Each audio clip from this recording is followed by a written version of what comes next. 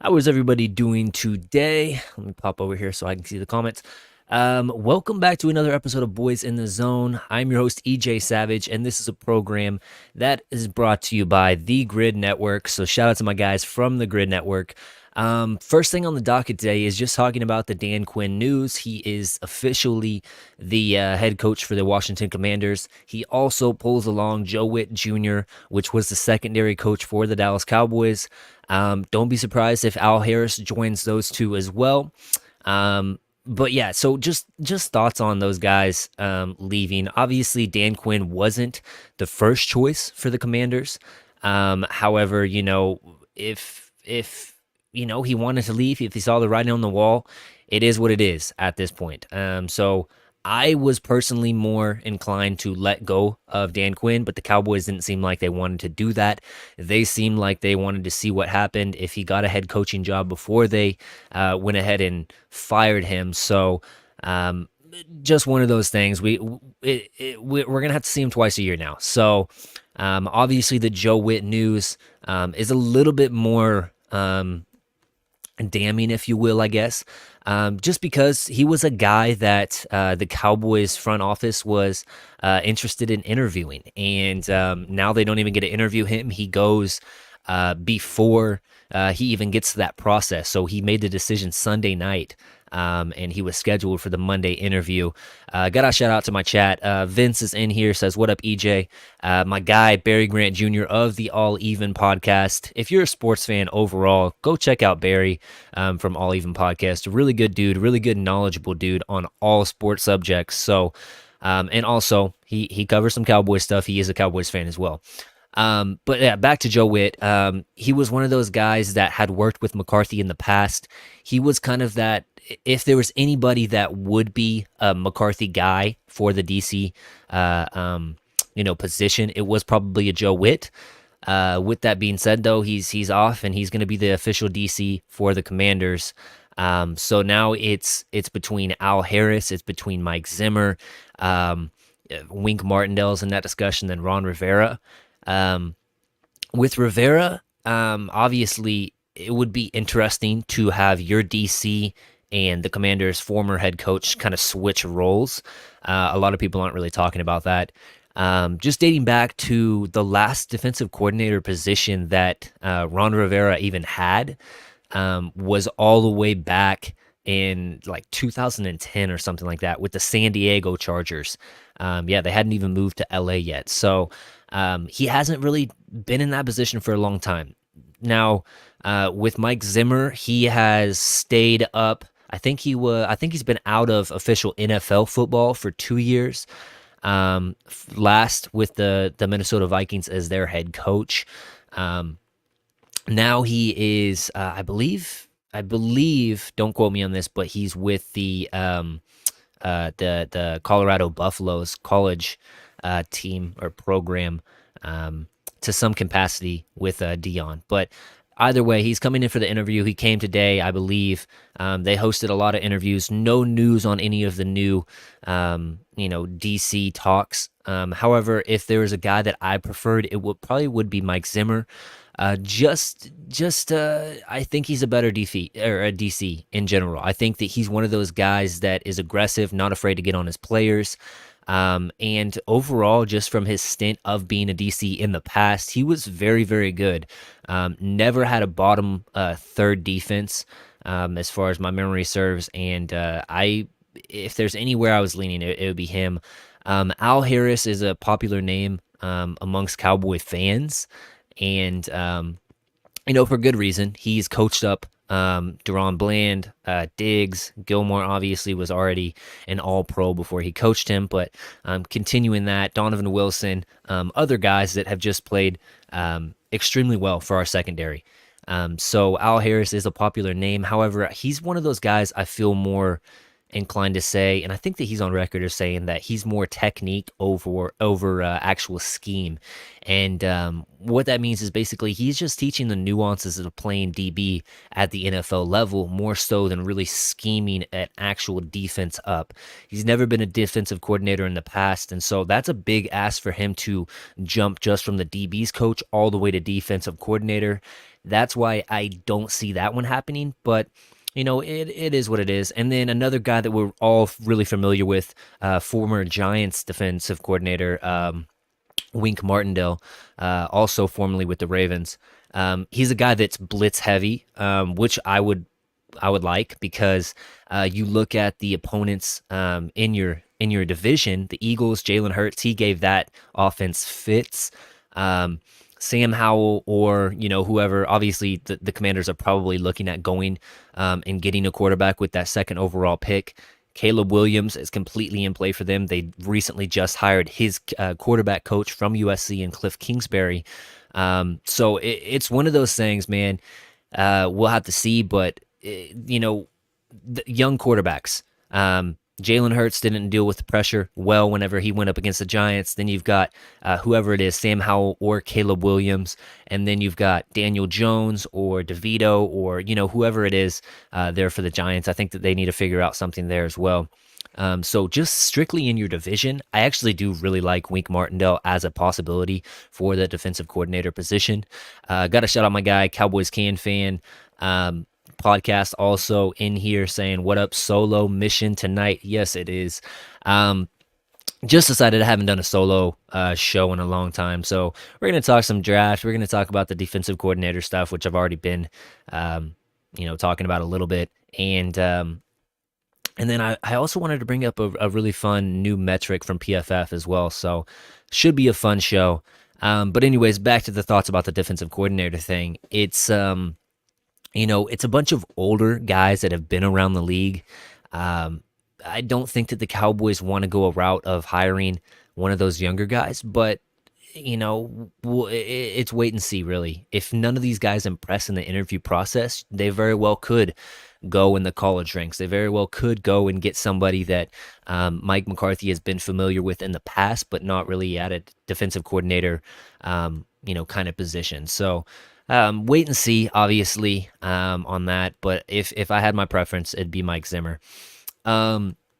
Moving on with my other thoughts in today's show, I think that Bill Belichick is obvious. He's not in question for a DC role. I don't think he wants a DC role, but I think he is sitting out the year for good reason. I think that he wants to wait and see with what happens with Mike McCarthy. Now, you guys can call me crazy. Obviously, it's too big egos in the room if Bill Belichick and Jerry Jones were to somehow team up and go for this thing in 2025.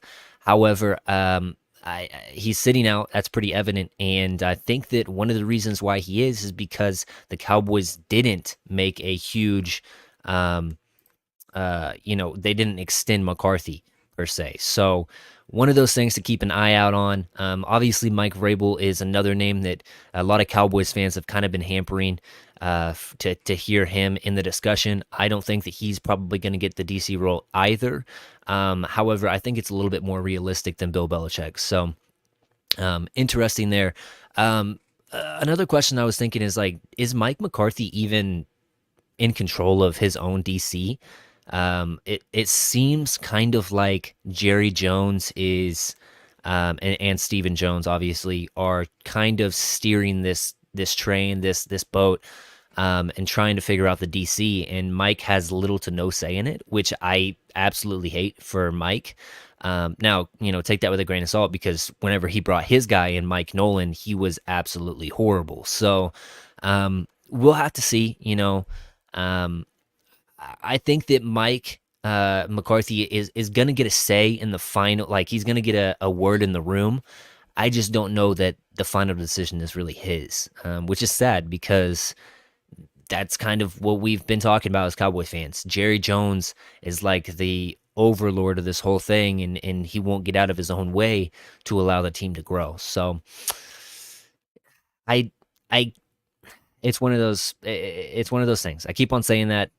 It's just became the norm here in Cowboys land. So I did want to bring up this new PFF stuff, which is interesting. Let me get back over here real quick. And actually, let me drop this thing out.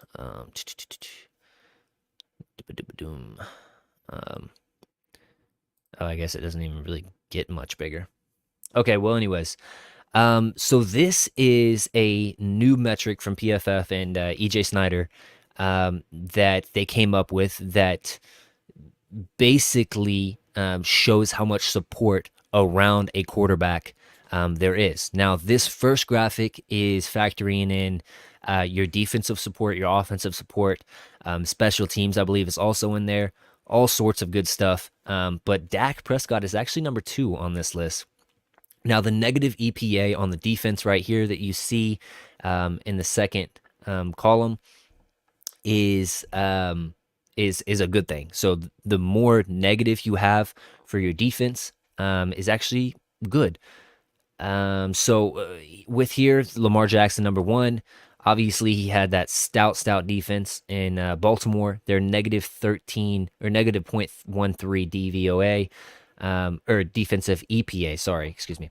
And why that's significant is his composite score is offense, how that ranks. So he's 100% right there.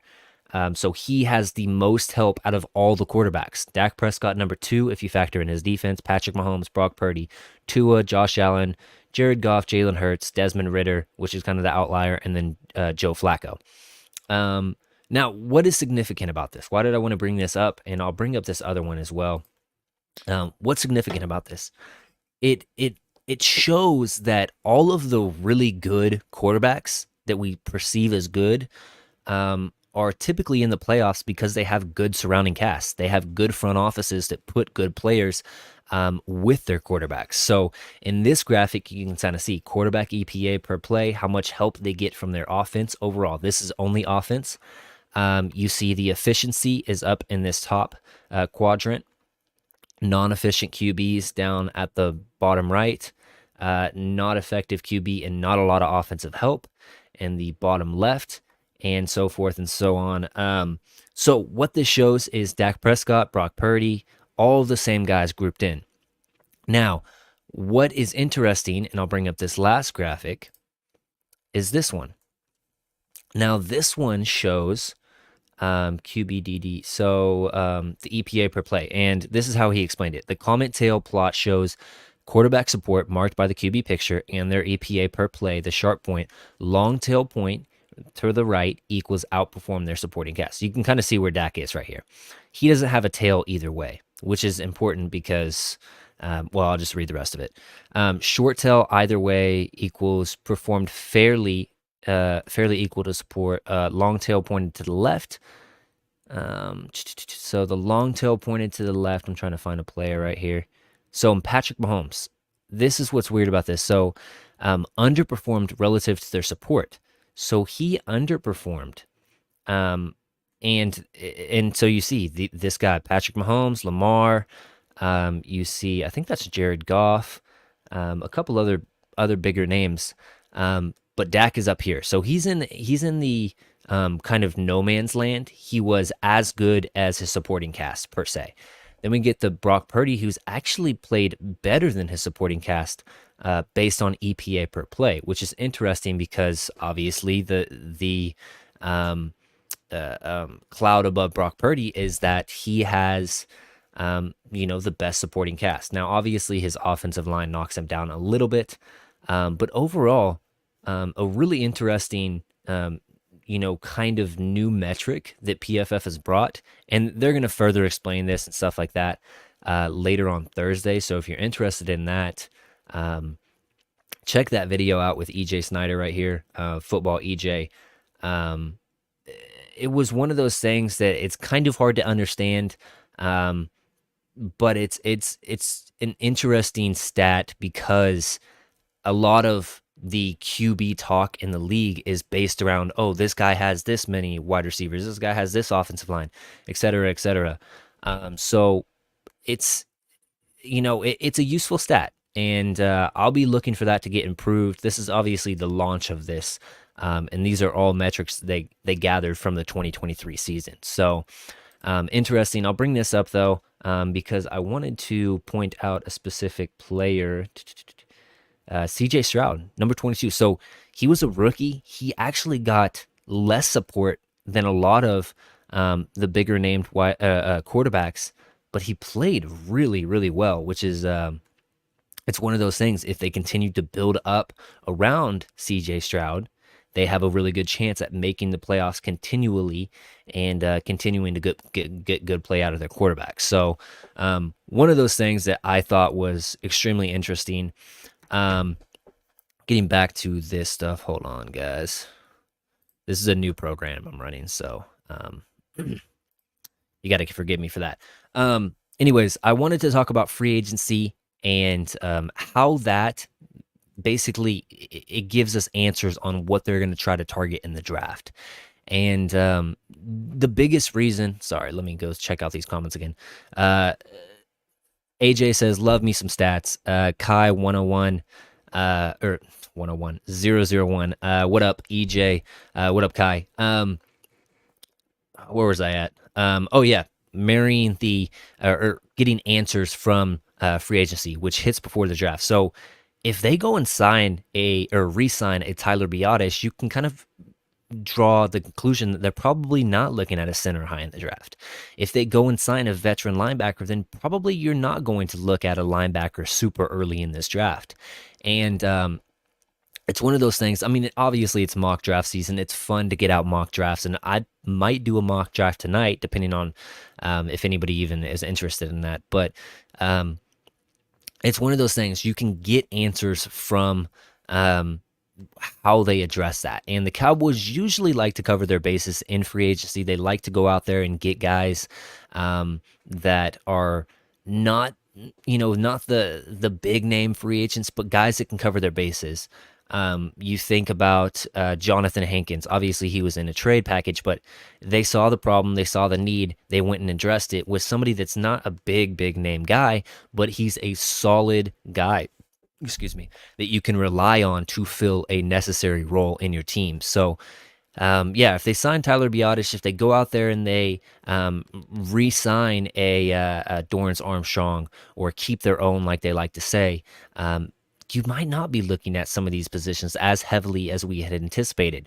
Offensive tackle, obviously, if you sign Tyron Smith, you probably are still looking at another offensive tackle in the draft just because we know how important that position is and we know what that means for Dak Prescott and staying protected. So, obviously, you don't draw a lot of conclusions from them re-signing or re-upping Tyron Smith on a 1-year deal. But if they go out and they sign Tyler Biadasz to a 3-year deal, you can kind of lay the Jackson Powers Johnson talk to rest a little bit. My wife's also on here saying, "What up?" I'm not gonna read her actual comment because, well, I'll just read it. Hey, baby daddy, she says. What's up, babe? Anyways, we'll just pop in here to my and let me take. How do I do this? Let me see. I do want. I'm gonna just hop in here because it actually might be easier to do this like that. Let me see. Oh, whoops, not that. Okay, this is fine. So I did want to just pop into a mock draft just because it's a little bit easier to talk about prospects and where PFF at least thinks that they're going to go. So at this position, we do have a Jackson Powers Johnson. We do have an Amarius Mims. Braylon Trice is enticing. Do the Cowboys look at a cornerback? Rakestraw's here. We got a Jordan Morgan, who's another tackle that's played a lot of football in college. 28 might be a little bit low for him. Byron Murphy, do you want to reinvest in the defensive tackle again? Obviously, he's a little bit different than Amazi, but these are kind of the guys that you're looking at. This is an exercise of who's going to be there and what value do these positions have. Obviously, a lot of people in the Cowboys land want us to go with offensive line. Do we go with the center? Do we go with the tackle? And right now, there's obviously center, tackle. There's probably only 2 tackles that I would take here. I'm trying to see. Let me pull up.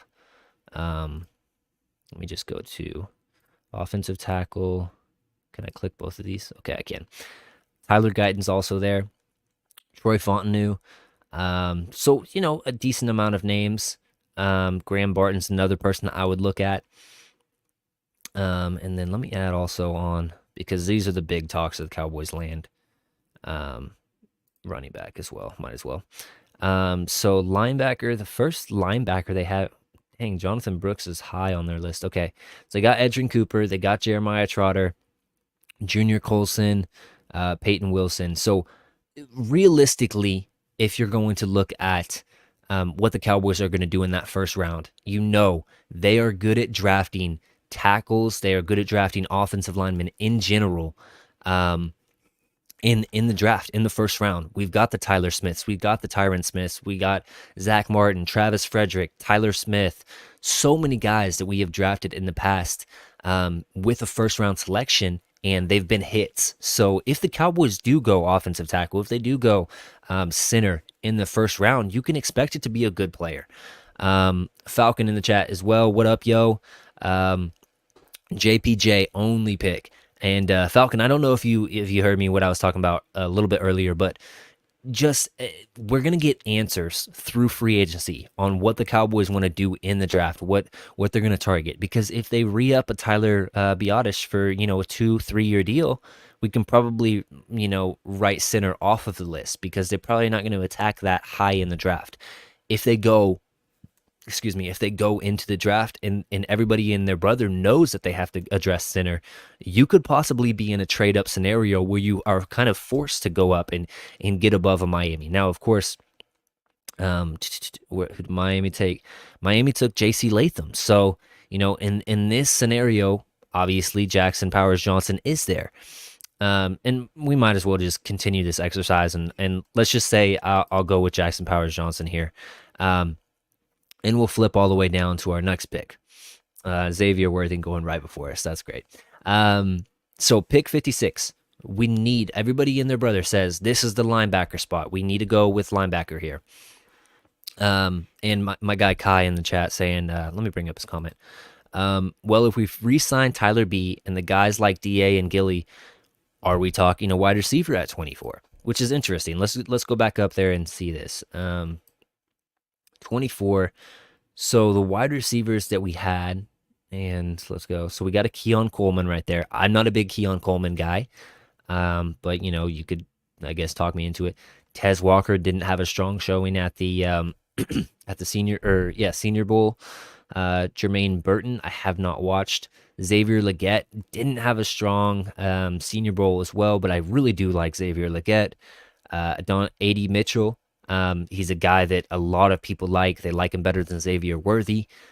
So those were the names there for you. I'm surprised Troy Franklin didn't last to your pick. He must have got okay. So the Eagles are going to go with the wide receiver and then Brian Thomas. So a little mini run. Yeah. I think that realistically speaking, I do think that the Cowboys might be in a situation like the CeeDee Lamb draft where they feel like, is it a reach to go and get a guy that we feel like we absolutely 100% need in a tackle or a center? Like let's say that Jackson Powers Johnson does go off the board. Do you feel strongly enough to draft a Graham Barton there at 24? Do you reach for that position, or do you go with if a Brian Thomas makes it there, do you go and say, hey, after this year, we're losing Brandon Cooks. We're not re-upping Gallup. We're probably letting him go. Tolbert hasn't shown us enough. Do we want to get a Brian Thomas a little bit earlier than what we anticipated wanting? But he's there and he can make an instant impact on this team. That's a good question, honestly. And I think that it's gonna, like I said, with the free agency, it's gonna get answered. So, man, I would have a hard time not going offensive line in the first round just because this is a deep offensive line class. And I think that if the Cowboys feel strongly enough to pick one in the first round, they're going to nail it. So let's go down here to this second round pick. We still need the running back. We still need and let's pull up the positions of need here. Running back. We'll go offensive tackle still there. We did pick our interior guy. I think that the second round is completely in play for cornerback. And then where's linebacker? So these are the guys that are on the list. We've got a Jonathan Brooks who is coming off of the injury. Impressive year, but obviously he was stuck behind Bijan, and he was stuck behind Roshan Johnson there at Texas the year prior. Edgerrin Cooper. Um, I don't have a lot of tape on Edgerrin Cooper. The one game that I did watch of him, I wasn't overly impressed. But it seems like a lot of people that are knowledgeable, that I trust in the draft realm of things, are pretty comfortable with drafting him in the second round. Jeremiah Trotter Jr. Obviously his dad. We know what his dad did, but he seems like a player that knows how to play linebacker. Um, I don't love his, it's hard for me because I'm so attached to the guy right here, Peyton Wilson Jr. I just think he is the epitome of what you want a linebacker to be: smart. Um, he knows how to read, the offense and what they're doing in front of him. He's great at tackling. Obviously, he's not a thumper in the middle, but he wraps up, he tackles fast. Like, he's very fast. Obviously, he has the injury history, but he's been clean the last 2 years. Um, have not watched Carson. Junior Colson was another guy that I thought was good. He lacked a little bit of, kind of physicality. In my opinion, I think that he more wrapped up and kind of drug him down instead of actually hitting him. But overall, I thought he was good. Sideline to sideline player, knows how to play linebacker, decent in coverage, better in zone than man. I definitely wouldn't stick him on an island in man coverage, but good against the run. And if he picks the right gap, he can get a lot of tackles for losses as well. Pooney, I have not watched. Jalen Wright, another running back. I'm kind of steering away from the running back in the second round. For me, I just feel like it's a little bit of a reach, because I don't have any true second round grades. I have mostly like 2 3s on these guys. So if this was the scenario though, like, who do you get? Chat, help me out here. Like, do you go with a Jonathan Brooks? And we've known in the past the Cowboys are not afraid to go with an injured player, or an injury past player in the second round. Do you go with an Edgerrin Cooper and bet on his upside? He gives you some pass rush versatility as well. Jeremiah Trotter can do a little bit of the same. Colson is one of those guys that I probably wouldn't ask to do any pass rushing stuff, but can be used in some blitz packages. One of those things. Kai says, I'd take Jeremiah Trotter Jr. I mean, just having the NFL bloodline alone is enough for me. Can't remember a son of an NFL player that never became a good player, which is a good point. I am attached to a lot of those guys that do have fathers that played in the NFL. They have a certain maturity about themselves. They've kind of been around the environment, so they kind of know about it, know how to be professional, and they take it serious. They saw how much commitment their father had, so they kind of know what it takes. So I don't hate that pick. I'm actually kind of surprised that Cooper is above Jeremiah Trotter Jr., but just for the exercise, this isn't the draft that what I would do kind of a thing. This is just the exercise portion. Now, here's the thing that sucks is it's like Peyton Wilson's there for the taking. Do you want to double tip? Because we just took Jeremiah Trotter Jr., and my guy that I really like, and it seems like the whole entire like draft Twitter loves Peyton Wilson. But let me go back up here. We got a trade. We're not gonna do a trade. This is just for like exercise. Like I said, running back's got to be there. I'll still put tackle up there. Corner, I believe the Cowboys could easily go with a corner. DJ James, I have not watched. Blake Corum is up here. I know that Falcon likes that.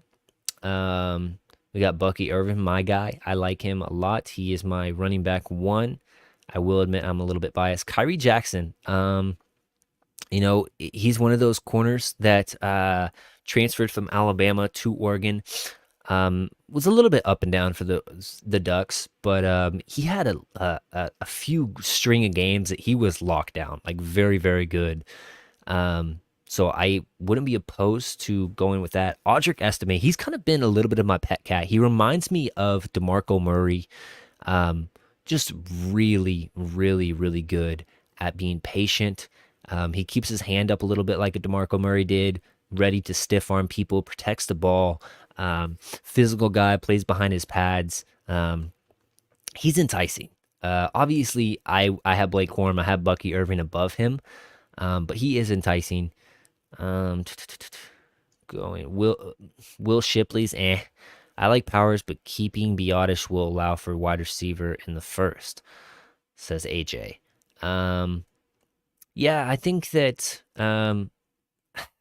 it's so hard because this wide receiver class is really good. I think it like literally stretches probably fourth, fifth round. You can find some good guys. So I'm not completely like. I think that those guys that are in the realm of like late first for me, like the Keon Colemans, the Troy Franklins, the who else is in that realm? Let's scroll up real quick. Brian Thomas, sorry. Uh Lad McConkey, like those guys I'm not in love with. Um but yeah, I see what you're saying for sure. Continuing with the exercise though, I'm no talent evaluator expert or anything, but for some reason I feel like Peyton Wilson Jr. would be a killer safety versus an outside linebacker. He could be another Kyle Hamilton in my eyes, same body build as well. Um, I think that like Wilson, whenever I watched him, and I'll pull up my notes real quick on Wilson just so you can kind of get an idea of what I think. So my strengths were constantly around the ball, ready to make plays and or help bring down ball carriers with the teammates. Excellent understanding of zone paired with the awareness of when to stick and when to go with or go get the quarterback. Nice open field tackling ability and sideline range as a true Mike linebacker. Excellent at reading and reacting off the quarterback's eyes, allowing him to make plays on the ball and or land a solid hit as a pass catcher or on the pass catcher. High play IQ and understanding of offensive concepts, allowing him to naturally flow to the right position. Hustle and motor questions will never come up with this kid. He wants it, and it shows every single down. Has some versatility and absolutely can be used in blitz packages. Made Feldman's freaks list, has potential to test out at a 35 plus inch vertical, 4.4 40-yard dash. He has a high school wrestling background. Plays with natural instincts and positions to take appropriate angles on tacklers. I think that when I was looking at him, these were just a few of the little weaknesses I saw. Could serve to gain a little bit of weight to the next level. He does have short arms, which is tough. Makes it tough to shed blocks.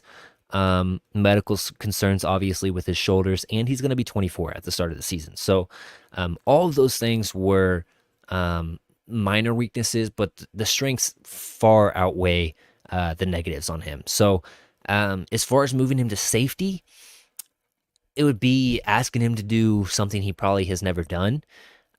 Which it's interesting because the Cowboys are one of those things. With the Cowboys, it's like we need linebacker now, and I see the vision. Like if you were just a scout for another team and you needed safety help, and you saw what Baltimore did with Kyle Hamilton, which obviously he was playing safety at Notre Dame, so a different kind of scenario here, but.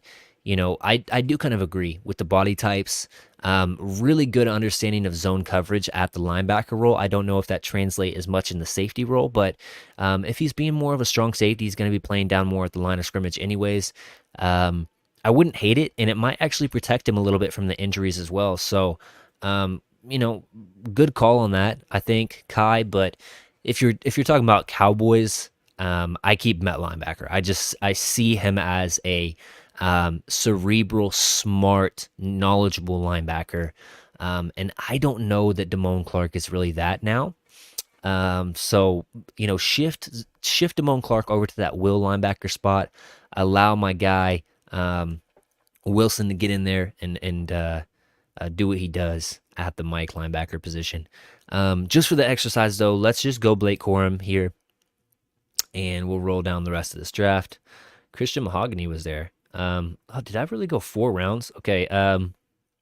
Anyways, these are the guys that I haven't really watched much of. I've watched Will Shipley, Taj Washington a little bit, not much. Malik Washington. Here's a wide receiver I'd take. This dude reminds me so much of Zay Flowers in last year's draft. Small guy. Let's see the show more tab right here. First look, so 5'8", 194, smaller guy, but he's really not small. Like height wise, he's small, but weight, amazing weight, has great balance, can shed tackles for such a little dude. Like he's powerful back there.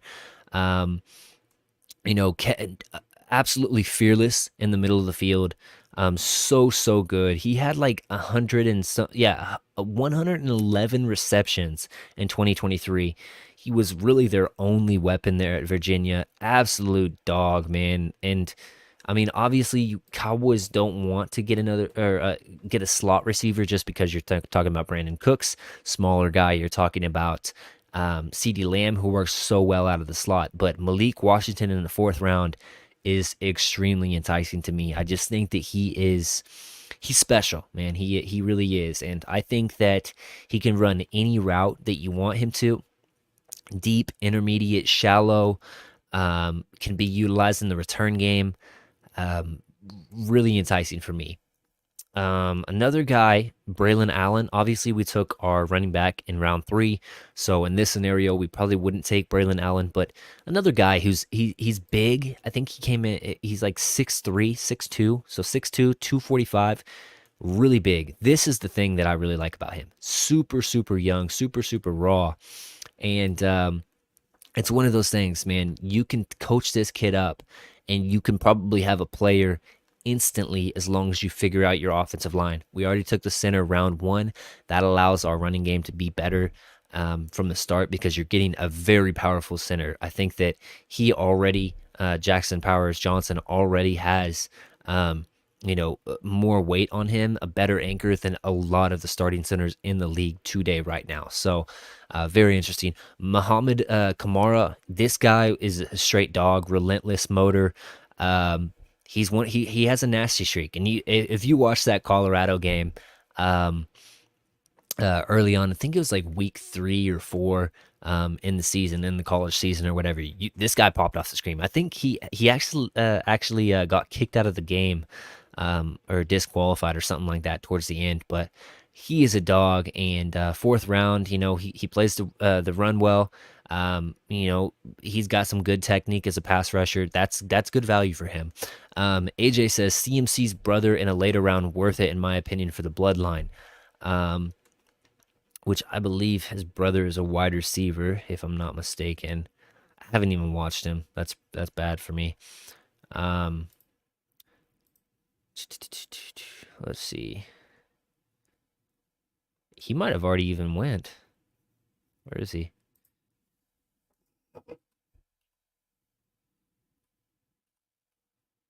Oh, Luke McCaffrey right here. Yeah, I haven't watched him. I probably should, just because he's one of those players that does have a bloodline, like you said. Um, interesting topic to bring up, but just for the exercise again and seeing what we can get, I think I am going to go with our guy right here, Malik Washington, and we will submit that. And I'm going to be graded horribly on this. I already know, but no, not too bad actually. So we went center, linebacker, running back, wide receiver. Those first 3 are what every Cowboys fan, and let me bring myself back up on the screen, sorry. That's what every Cowboys fan is talking about, is those 3 positions. And it brings me back, like, let's say the Cowboys did want to re-up Tony Pollard. Are you tied to drafting a running back in the 3rd round then? You probably do wait a little bit. Obviously, they probably wouldn't sign him to a, 5-year contract, but 2 years on a team-friendly deal would be interesting. Jackson Powers Johnson, obviously, we're gonna have a lot of more clarity about a center in the 1st round or center in the 2nd round if we do re-up on a Tyler Biotish. Jeremiah Trotter Jr., I personally, this is my understanding of the situation. I think the Cowboys are going to address linebacker, especially like if we get a Rivera in here as DC. He is a linebackers coach. He used to play linebacker. Supposedly, he's a guru when it comes to linebackers and finding those guys. So let's say we do get a Rivera as the next DC. I think he's not waiting for the draft. He's not going to put all of his chips in on a rookie linebacker. He's going to go get him somebody that he knows can play the position now and can make a difference in the middle linebacker role. That's somebody that can get they can wear the green dot. They can get the guys lined up and call out what the offense is doing. He's coached some really good linebackers in the past.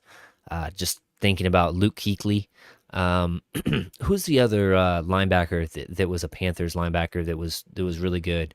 Was it Davis? I'm not sure, but he's coached some really good linebackers. So we're gonna get more clarity on that stuff.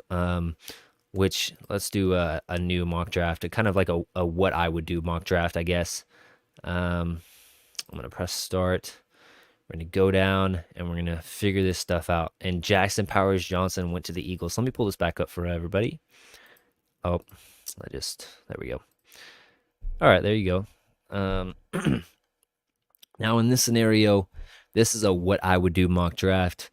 If I was the Cowboys, and I'm not talking about any trading back, anything like that. Thomas Davis, Dan Morgan, yeah, great call right there. Yeah, Thomas Davis was in his own right a really, really good linebacker as well. So here we go. We got Brian Thomas Jr. We got Amarius Mims, Braylon Trice, more of like a speed rusher, I believe. Troy Franklin, which is enticing. I really don't know about wide receivers super early. Troy Fontenot, we got Tyler Guyton. I think Tyler Guyton realistically is going to rise up the boards the more and more we get to the draft. Keon Coleman, I know so many people are super high on him. A.D. Mitchell. And how big is A.D. Mitchell? 6'4", 196. TJ Tampa. Interesting corner right there. Tez Walker. Super polarizing. So many people love Tez Walker. So many people dislike him. Tez Walker, in my opinion, he's a deep threat, but he's not really like super crazy speed deep threat. And he doesn't gear down super well to sell the deep route and come back on those short curls and stuff like that. That's why I don't love him. But I know, that doesn't always matter. If you can out physical guys down the field and you got good hands, sometimes it doesn't matter. Graham Barton, a guy that has position flex. You talk about tackle, talk about guard, talk about even center. He played his his freshman year, should I say, at Duke. Xavier Legette didn't have the greatest Senior Bowl week, man. Super disappointed in what he showed at the Senior Bowl because he was a guy I was super high on. But anyways, this is the what I would do mock draft. So I'm gonna go with Amarius Mims. I think you do go ahead and get that tackle for the future. You're not tied to Tyron Smith, and you probably do re-up Tyron Smith just for the 1 year. But you get a guy that can play in a pinch for you because you probably know, hey, Tyron Smith might go down at some point. But a guy that you can allow to learn. Chop Robinson's here. Edge is a sneaky need for the Cowboys. You talk about losing Fowler probably in free agency. He was a Dan Quinn guy. Dan Quinn no longer here, so he's probably outside of the building. Dorrance Armstrong, how tied are you to him? He's kind of been a little bit of a progress stopper for Sam Williams, but if you remember, Sam Williams is a DQ guy. So the front office isn't all that tied to any of these DNs that we have right now, other than Micah Parsons, other than DeMarcus Lawrence. And, D-Law's getting up there in age. So Chop Robinson is an enticing name out of Penn State. Micah would probably be happy about that one. Jonathan Brooks here again. Kingsley Suamatai. I don't even know if I said that right. Ricky Pearsall, been gaining a little bit of traction. Have not watched him yet. Xavier Worthy, another guy I really, really like. Don't love him with the pairing of CD Lamb just because he's going to be probably mostly slot at the next level. But if you told me you got him, I would be like, hey, cool, another playmaker for the team. Edgerton Cooper, we talked about him a little bit earlier. Tavondre Sweat is an interesting name because, he's big. He's one of those guys. First look, so 6'4", 362 already.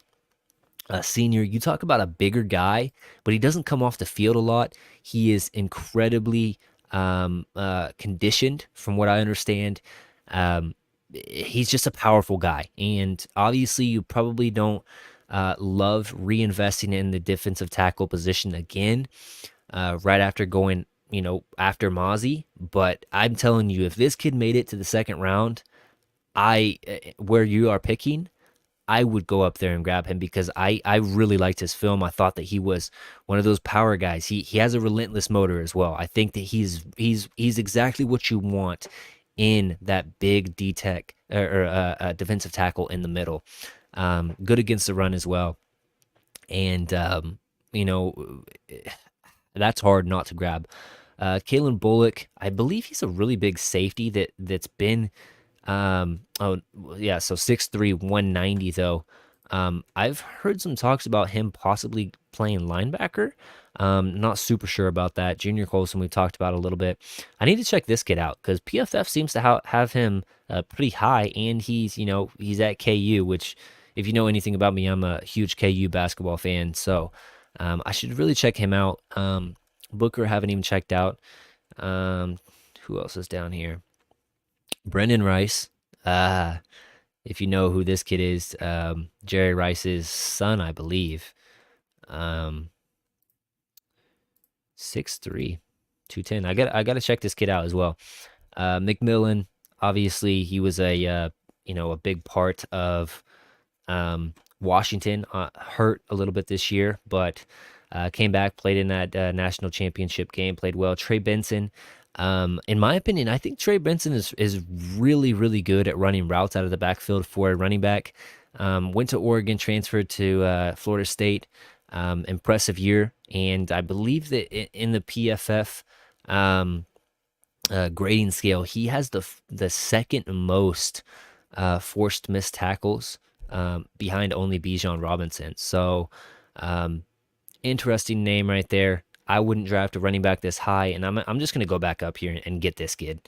Um, what is the problem been about the Cowboys? What is the biggest problem with a lot of what we were talking about with Dan Quinn and him leaving? Is the running? It's been our Achilles heel for so long, and you can tell me, the Green Bay game, they ran all over us, but they passed all over us too. It's one of those things, man. We've got to figure out both what we need to do against specific teams that are in that Shanahan tree, but it starts with shutting down the run and forcing them into that one-dimensional look. So yeah, I'm getting the big dude, Sweat in the middle. I don't really care about Mozzie Smith's feelings. If he can get better, good. I hope he does, but I need one of those freaking run stuffers in the middle. One of those guys that are great at their job at the college level, have that motor, have that want, have that get off as well. He has a much better get off than Mozzie did. Got to bring in my guy Kai also right here. Cowboys shouldn't feel bad about double dipping. Look at what the Commanders did a few years ago. Took Jonathan Allen and Payne back-to-back years in the first round. Might I add? Yeah, that's a good point. And the Commanders are known for double dipping. I mean, they double dipped in and they went and grabbed RG3, and then they went ahead and grabbed Kirk Cousins as well. So they're a team that's known to do that, and so you can kind of learn from that because some of their best players that they've ever had walk through in the 2000s era happened to be because they did double dip. So that's a good point, Kai. Christian Mahogany. He's here in the third round. Interesting prospect. Haven't watched a lot of him, but I've heard really good things from people that I trust. Renardo Green. I don't remember him being this high, so this must be the newest. They must have updated this pretty recently. Spencer Rattler is up here now after his good Senior Bowl. um, showing, it looks like. Cooper Beebe. And what did we do first round? We went with Amarius Mims. Cooper Beebe, um, maybe you kick him into center. Honestly, maybe you do. 6'4", 335. Wouldn't hate it. Um, he would be, a strong guard there at K State. I believe 3-year starter too. Um, yeah, so snaps right there. Yeah, so 3-year starter. Seen a lot of football. Haven't watched him a lot, but I have. I live in Kansas, so I have a lot of people that are K State football fans around me, and they can't rave enough about this kid. His knowledge about the game, his want to get better, his continued, um, you know, grind, and on social media as well. People that I follow that I trust in the draft process and scouting people, they like Cooper Beebe a lot. So I would be interested in possibly picking up him. Trey Benson, this is my thing. Is Trey Benson, Blake Corum, uh, Bucky Irving, and let me just pull up all these running backs real quick. Um, Audric Estime, all four of these guys, I have relatively same grades. So if I see that and I'm scouting, and this is what I would do mock draft, I would wait. I would wait and possibly go up and trade back up to get one of these guys, or just completely wait on it. I'm not sold in, drafting one of these guys just because I feel like I have to. Um, so I'm waiting on that. Peyton Wilson's here. This is the what I would do kind of a deal. And Peyton Wilson's too good of a linebacker to be here in the third round. I would pick him up instantly and feel really good about him, regardless of the injury history. Fourth round, and I don't know how I got stuck on doing a 4 round. I meant to just do a 3 round, um, but we'll continue to do it. I had some good stuff to say about Mo Kamara earlier. Let me see. Stover, Bo Limmer. I've heard some about Bo Limmer. I mean, obviously, did we pick? I can't even remember who I picked. Peyton Wilson. Oh, Sweat. That's right. Okay. Um, yeah, I mean, if you told me you wanted to get Bo Limmer, that'd be fine. I haven't scouted him, and truthfully, I only meant to do a 3 round mock draft. So I'll just grab him just to stop this. But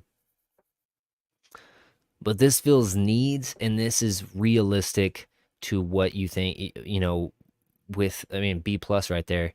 Obviously, the grades isn't everything at the end of the day, but Amarius Mims, you know, seen all the edge rushers in the SEC. Um, a guy that you feel really good about playing, regardless of right tackle, left tackle.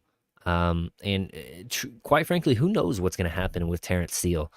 I think that you have an out after this year on Terrence Steele as well. So, um, who knows? But I think that this is necessary. First round, I think it's almost written in stone. Offensive line, unless something falls to you that's just too good to pass up, kind of a thing. Sweat, man, like fixing the run game is so important for this defense. I'm just going to continue to beat the table for that because we've seen it be the Achilles heel year after year after year. So yeah, Sweat right there. Peyton Wilson also helps with the run game.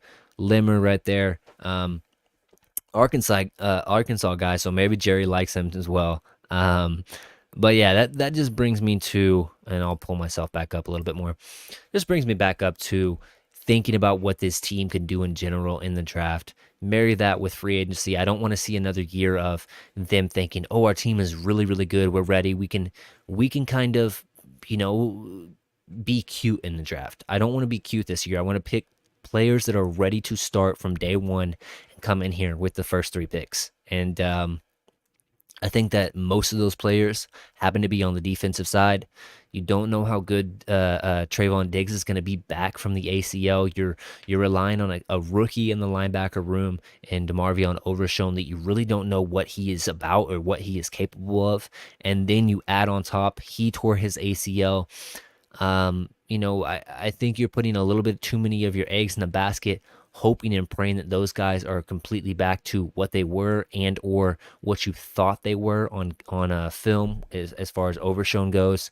I think that double dipping even at linebacker would be completely okay with me. Um, like Kai brought up, double dipping in going back to back defensive tackle and last year with Mozzie Smith and then coming back with the Trevondre Sweat would be completely okay with me as well. I think that it starts with, and that brings up those metrics earlier, like the offense is fine. Obviously, you need to figure out your replacement for a Tyler Biotish, for a Tyron Smith for the future.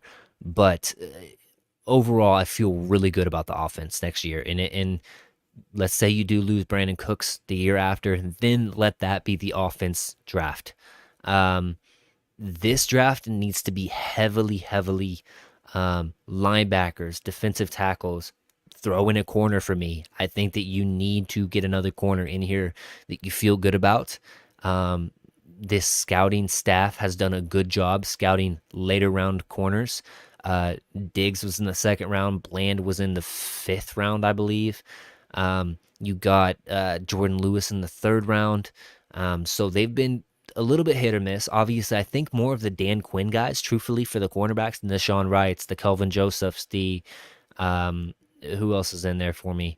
I'm forgetting one of them, Eric Scott Jr. Those guys haven't really panned out, but the guys that seem like more of the scouty picks have been pretty good for us. So, like I said, first round offensive line, Cowboys hit on those guys. I have full confidence that they'll get one of those guys in here again this year, or so I'm hoping, crossing my fingers. Second round, you can tell me linebacker, you could tell me defensive tackle, you could tell me wide receiver if there's one good enough there. I'd be okay with it. Um, but overall, man, it starts on the defensive side of things. I think that, um, you know, we're going to get more answers with the defensive coordinator, um, whoever it might be, whenever that news is dropped, whether it's a Mike Zimmer, whether it's a Ron Rivera, Al Harris, Wink Martindale, Martindale, who knows? But I think we'll have a lot more answers whenever that comes, to fruition. But man, it's exciting because when you talk about the Cowboys, it's one of those things, we always get our hopes up playoff time. And my dad and I were talking about we them boys onto the playoffs kind of a thing, putting out a shirt or something like that. But realistically, it's fun doing the drafts and the mock drafts and figuring out how to help this team succeed. Because as people that care, as fans that care, we want to see the front office kind of listen to us a little bit and kind of go for it. And Jerry said, "Hey, we're going all in this year." Now, is that Jerry or is that old Jerry that was actually about the business? We'll wait and see. But this stuff is all fun, and it gets you excited again, and it gets you your memories of the playoff losses and stuff out of your system, and it gets you back into Cowboys football is fun mentality. So I like doing mock drafts. I don't do them all the time because I feel like I don't know enough players yet to do these. But overall, is fun. The solo show is so uncommon for me because I just don't do it enough. So feel like I'm just rambling about random stuff. But guys, if you're on the YouTube side, please do leave a like. Please do leave comments on here as well. Set your notifications so you make sure you get in here at the top of the shows. And thank you everybody from the Grid Network for continuing to support me and get me on certain stuff and helping me out as well. Big shout out to those guys. And thanks for everybody that tunes in.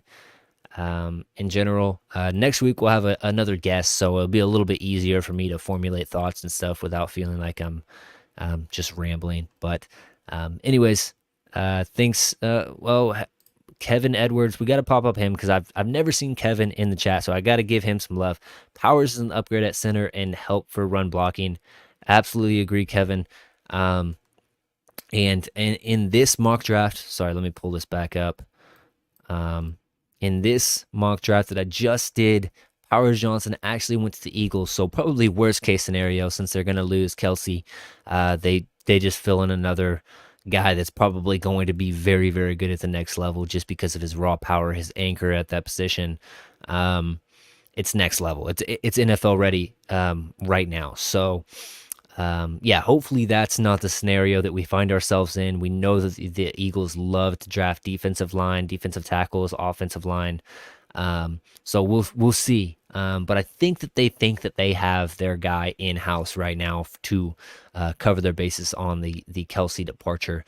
But big shout out to Kevin for coming in here and dropping a comment. Please do leave a like.